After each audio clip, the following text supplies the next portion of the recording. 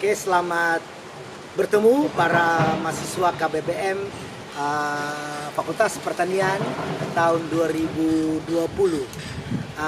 KKN kali ini kira-kira kita tidak bisa bertemu langsung dengan teman-teman atau dengan adik-adik Anda yang berada di desa atau sekitar kampus, tapi kami bisa bertemu lewat beberapa informasi, mungkin lewat Zoom, lewat feeling, atau lewat informasi-informasi WA dan sebagainya. Pada kesempatan ini saya sebagai dosen Fakultas Pertanian akan sedikit memberikan informasi atau penguatan-penguatan kepada adik-adik apabila adik-adik melakukan kegiatan KBPM di desa, baik di desa dekat kota ataupun di desa jauh dari kota atau dekat pusat informasi. Tapi apapun, biar kita tidak bertemu, tapi kami harus memberikan penguatan yang nantinya adik-adik mendapatkan informasi-informasi ini bisa lanjutkan di dalam keluarga-keluarga dekat Anda, tetangga Anda, keluarga Anda, pemerintah desa, gereja, dan masyarakat luas lainnya. Pada kesempatan ini saya akan memberikan penguatan tentang air. Jadi kami tahu bersama bahwa air itu merupakan kebutuhan utama yang sulit tergantikan. Dalam isu perubahan iklim atau khususnya NTT, air selalu menjadi isu serius dan menjadi persoalan serius, baik untuk kebutuhan rumah tangga, peternakan maupun pertanian. Kita lihat di mana-mana data mengatakan bahwa air kurang, air sungai mengering, mata air mengering. Dan kita tidak tahu persoalan ini sampai kapan. Kalau kita tahu bersama bahwa akibat kekurangan air, produksi pertanian bisa menurun. Berbagai macam penyakit bisa terjadi. Peternakan bisa mengalami hal serius. Dan begitu banyak persoalan akan timbul apabila terjadi kekurangan air. Sehingga apapun kami sebagai dosen, kami sebagai mahasiswa, kita perlu juga memikirkan hal-hal yang serius ini, bagaimana menangani ke depan tentang persoalan air. Banyak orang sudah bicara air, banyak orang mengakses air dari sumur bor, sumur pompa, dari sumur biasa, dari sungai, dari PDAM. Tapi itu pun sekarang terasa cukup sulit. Apalagi kita memesan tangki air, kadang-kadang datang, kadang-kadang tidak. Sehingga kita perlu cari solusi, bukan saja solusi jangka pendek, tapi solusi jangka panjang. Sehingga saya minta kepada mahasiswa, khususnya mahasiswa Fakultas Pertanian, mari kita arahkan perhatian kita kepada air. Kita belajar tentang air, kita menyuluh tentang air, dan bagaimana kita bisa mempersiapkan air sekarang, besok, dan jangka panjang di masyarakat. Saya tawarkan satu program, yaitu program tanam air. Kenapa saya pakai kata tanam air? Alkitab menulis secara baik, kalau kita menanam, bahwa kita memanen. Sebenarnya konsep tanam air ini bukan barang yang aneh. Pemerintah, para ahli sudah pernah mengeluarkan konsep tentang resapan air, tentang ini biopori dan segala macam. Tetapi untuk NTT kasusnya lain. Karena intensitas curah hujannya tinggi, frekuensinya rendah, maka air yang datang seketika itu cukup besar. Kalau hanya konsep biopori dan konsep resapan air, kadang-kadang air masih berlebihan. Maka kita perlu membuat konsep yang lain dari apa yang sudah pernah dikeluarkan, yaitu konsep tanam air. Yakni kita membuat lubang kurang lebih 1 kali 1 meter atau 2 kali 1 meter di daerah di mana sering tergenang air di sekitar rumah kita, atau di tempat umum, atau di sekitar tempat air jatuh dari rumah kita, atau dari pancuran segala macam. Di situ kita membuat lubang yang akan menyerap sebagian air hujan yang jatuh dari langit, menyentuh rumah kita, menyentuh lahan kita, kebun kita, dia akan mengalir ke dalam lubang itu. Yang satu saat saya berpikir bahwa air itu akan menjadi air tanah. Mungkin sekarang kita tidak bisa panen.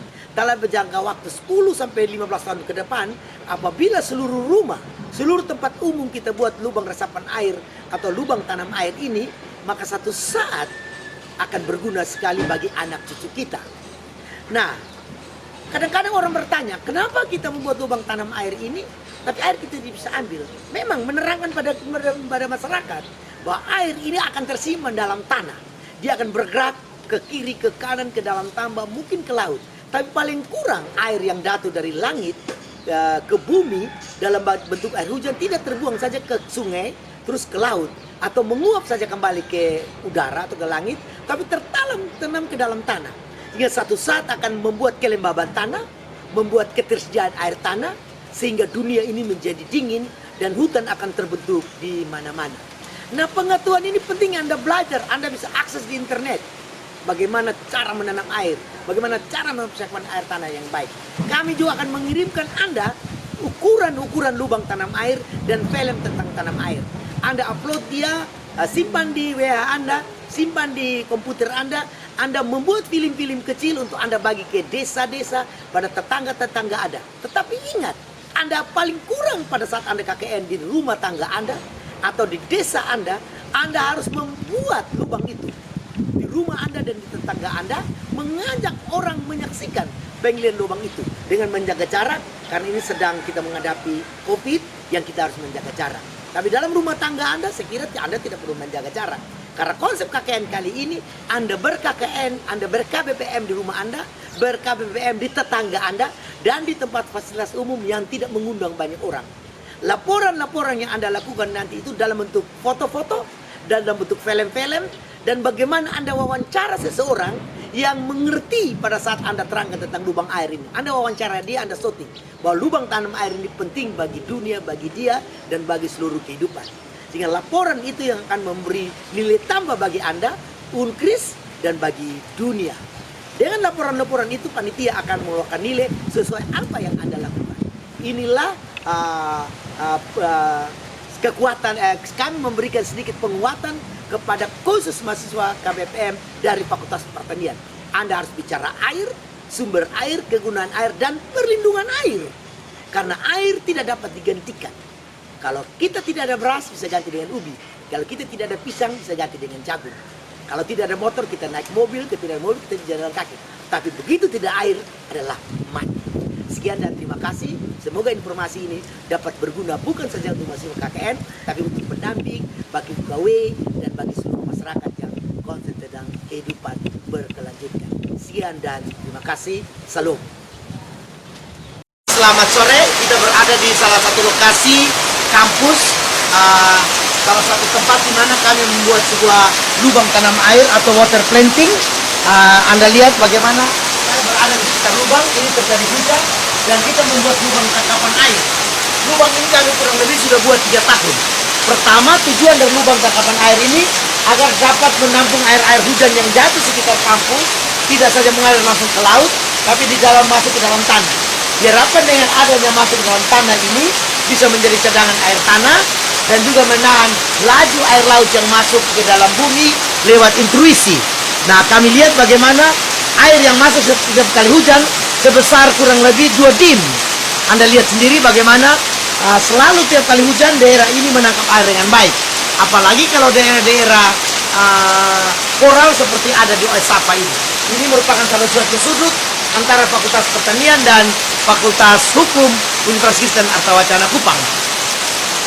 Sehingga barang-barang seperti begini harus dibuat di mana-mana. Lubang seperti begini harus dibuat di seluruh NTT. Kami punya target lubang seperti ini ada 1 juta di NTT. Sehingga kalau satu lubang saja mampu menangkap air selama musim hujan 1 kubik, satu musim hujan kita bisa menangkap 1 juta kubik. Anda bayangkan 10 tahun kita akan menampung kurang lebih 10 juta kubik. Hingga daerah ini tidak kekurangan air di musim kemarau. Suatu saat, kalau kita butuh tinggal kita bor atau kita gali sumur. Ini disebut dengan konsep water planting. Water planting. Kita menanam air. Sehingga tanaman menjadi bagus. Hutan lindung menjadi bagus. Tidak banjir. Tidak erosi. Inilah model seperti begini. Sudah pernah dilakukan di Israel 1000 tahun lalu. Istanbul 1000 tahun lalu. Sehingga daerah itu tidak kekurangan air sampai hari ini untuk proyek pertanian. Padahal curah hujan mereka cukup sedikit. Curah hujan kita kurang lebih 3 bulan. Dan kalau kita membuat begini sebanyak 1 juta lubang di NTT, saat kita tidak akan kekurangan air lagi. Sekian dan terima kasih. Silakan mencoba.